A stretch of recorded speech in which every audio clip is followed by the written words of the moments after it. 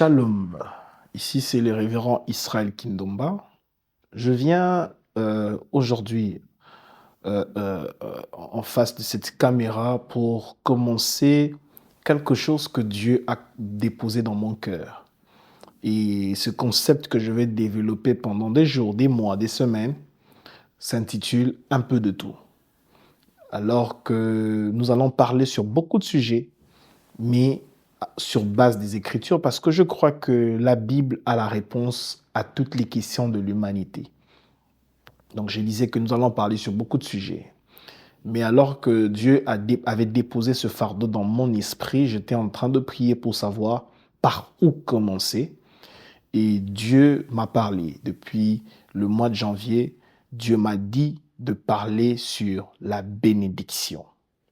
Donc aujourd'hui, nous allons parler sur la bénédiction. Vous savez, aujourd'hui, les chrétiens ont rendu banal le mot bénédiction parce que c'est tout le temps, c'est dit que Dieu te bénisse, que Dieu vous bénisse. C'est devenu comme une simple salutation alors que la bénédiction ou que Dieu te bénisse ou soit béni a un pouvoir exceptionnel. Et je crois que par la grâce de Dieu, nous allons humblement remettre le sens du sacré de ce mot bénédiction. Et vous devez comprendre que la bénédiction, c'est quelque chose de très important parce que ça figure au premier chapitre de la Bible. Le premier chapitre de la Bible parle de la création. Et c'est au moment de la création que Dieu insère pour la première fois le mot bénédiction. Je veux lire et vous allez lire le texte sous votre écran. Je suis dans Genèse chapitre 1er, verset 26. La Bible dit: Puis Dieu dit, faisons l'homme à notre image, selon notre ressemblance, et qu'il domine sur les poissons de la mer, sur les oiseaux du ciel, sur le bétail, sur toute la terre et sur tous les reptiles qui rampent sur la terre. Dieu créa l'homme à son image et il créa à l'image de Dieu. Il créa l'homme et la femme. Dieu les bénit et Dieu leur dit. Vous allez comprendre avec moi, Dieu a commencé la création dès le premier jour, en commençant par la lumière, en passant par tout ce que vous connaissez. Mais lorsqu'il a voulu créer l'homme, lorsqu'il a eu l'intention de créer l'homme, c'est alors qu'il a commencé à penser à la bénédiction. À la bénédiction. Vous savez, la bénédiction, c'est l'élément avec lequel Dieu a formé, Dieu a créé l'homme. C'est-à-dire, Dieu a créé l'homme et la bénédiction fait partie des premières choses que Dieu a fait en sorte que l'homme soit en contact dès la création. Donc, lorsque Dieu a créé l'homme, la première chose que l'homme a été en contact avec lorsque Dieu l'avait créé, c'est la bénédiction. Donc, la bénédiction, ce n'est pas quelque chose de banal. La bénédiction, c'est quelque chose de très spirituel. Mais c'est quoi la bénédiction? Vous allez sûrement vous poser cette question. C'est quoi la bénédiction? La bénédiction, c'est, la Bible dit, Dieu les bénit et Dieu leur dit. La bénédiction au-delà des matériels, au-delà des avoirs, au-delà de richesses, la bénédiction, ce sont des paroles. Dieu les bénit et Dieu leur dit. La bénédiction, c'est une parole. Vous devez comprendre que quand vous dites que Dieu vous bénisse ou soyez bénis, c'est une parole mais qui a un pouvoir. Mais quel est ce pouvoir? En hébreu, le mot bénédiction ou bénir, c'est barak. Barak ou baraka, qui veut dire appeler à l'existence quelque chose qui n'existe pas. C'est-à-dire, quand vous recevez la phrase que Dieu vous bénisse, en d'autres termes, vous êtes en train de recevoir dans votre vie quelque chose qui n'a jamais existé. Beaucoup ont limité la bénédiction sur l'argent, sur les avoirs. Mais vous devez comprendre, la bénédiction vient pour les choses que vous ne possédez pas. Elle vient créer des choses que vous ne possédez pas. Mais la bénédiction, ce sont des paroles. Je vais vous raconter une histoire. La Bible dit que Isaac voulait mourir. Il appelle son fils Ésaü.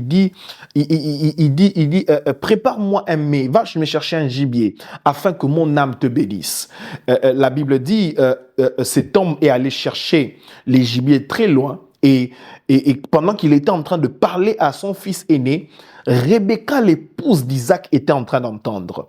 Et Rebecca était en train d'entendre la pensée d'Isaac. Et Rebecca appelle Jacob. Elle dit à Jacob, ton père veut bénir ton frère, mais va prendre le gibier qu'il y a derrière la maison. Je vais ouvrir une parenthèse que je vais rapidement fermer. Vous savez, Ésaü et Jacob, c'est l'image de la loi et de la grâce. Ésaü, pour avoir le gibier, il doit aller loin. Il doit faire l'effort d'aller loin, de chasser le gibier, de tuer le gibier et de préparer le gibier. Mais Jacob, c'est la grâce parce que le gibier est déjà là. Il ne fait pas d'effort d'aller chercher les gibiers. Le gibier est là et c'est la personne qui prépare le gibier. C'est sa mère. Donc lui n'a pas préparé. Il n'a pas fait d'effort pour aller chercher les gibiers. Les gibiers étaient là. Ce que j'aime avec la grâce, c'est que la grâce rend disponible les choses que les gens peuvent chercher au plus loin. C'est que les autres chercheront loin, la grâce va le mettre disponible, va faire en sorte que ça soit disponible pour toi. Je ferme cette parenthèse parce qu'un autre jour, nous allons parler de la grâce. Mais puis, c'est que j'aime, Rebecca donne les habits d'Ésaü à Jacob. Elle donne ça à Jacob. Elle lui rêvait de poils, tout ça. Et la Bible dit, Jacob va auprès de son père Isaac pour recevoir la bénédiction. Qu'est-ce que c'est que j'aime? Ce que j'aime, c'est que la Bible dit, on va en parler sûrement dans les séries qui viennent. Isaac dit, ça c'est la voix de Jacob, mais c'est l'odeur d'Ésaü. On va en parler un autre jour. Mais ce que j'aime, Isaac a commencé à bénir Jacob. Quand Isaac a béni Jacob et que Jacob a quitté la maison d'Isaac, Ésaü s'est fâché. Ésaü s'est fâché. Il ne s'est pas fâché parce que Isaac avait donné des biens matériels à Jacob. Il s'est fâché parce que Isaac avait donné des paroles à Jacob. C'est-à-dire que Jacob a quitté la maison de son père avec des paroles. Il n'a pas quitté la maison de son père avec des biens matériels. Il a quitté la maison de son père avec des paroles. Bon, vous devez comprendre, sur cette affaire de bénédiction, les paroles comptent. Les paroles ont un pouvoir. Les paroles font en sorte que les choses que vous ne possédez pas, vous puissiez le posséder. La Bible dit que c'est la bénédiction de l'Éternel qui enrichit. C'est-à-dire que lorsque vous recevez des paroles de bénédiction, ces paroles ont en elles le pouvoir de créer même des richesses. Vous devez comprendre que la bénédiction, ce sont des paroles. Dieu les bénit et Dieu dit. Isaac bénit Jacob et il dit. Donc vous devez comprendre que lorsque vous êtes béni, vous n'êtes pas béni parce que vous avez d'abord des avoirs, vous êtes béni parce que vous avez une parole. Je vais bientôt atterrir en disant à quelqu'un, parce que tu as une parole dans ta vie, tu dois savoir que tu as la bénédiction sur toi. Parce que la bénédiction, ce sont des paroles. À chaque fois que tu reçois une parole, même lorsque cette parole n'est pas encore rendue visible, même lorsqu'elle n'est pas encore rendue matérielle, mais vous devez comprendre que vous êtes béni. Vous êtes béni parce que vous avez cette parole. Et c'est que j'aime. La Bible dit que Christ habite en nous, mais la même Bible dit que Christ, c'est la parole faite chair. Et parce que nous avons Christ en nous, nous avons la parole, c'est-à-dire nous sommes bénis. Vous êtes bénis parce que vous avez des paroles sur vous. Alors laissez-moi prier pour vous et vous libérer quelques paroles. Je prie Dieu, que Dieu puisse vous bénir, que Dieu puisse combler les vides de votre vie, que Dieu puisse appeler à l'existence les choses qui n'existent pas. Que le ciel soit ouvert pour vous et que vous puissiez recevoir la pluie en abondance. Je suis en train de déclarer sur vous Ce que vous cherchez va vous chercher et ce que vous ne cherchez pas vous cherchera. Que Dieu puisse ramener sur votre vie la prospérité et que Dieu ramène dans votre vie les choses que vous cherchez pendant longtemps. Ces documents, Dieu me dit qu'il sera signé. Cette affaire, vous allez le gagner parce que vous êtes bénis. Que la grâce de Dieu soit sur vous. Que Dieu vous bénisse abondamment. Je vous rappelle, c'est ici le révérend Israël Kindomba. Shalom.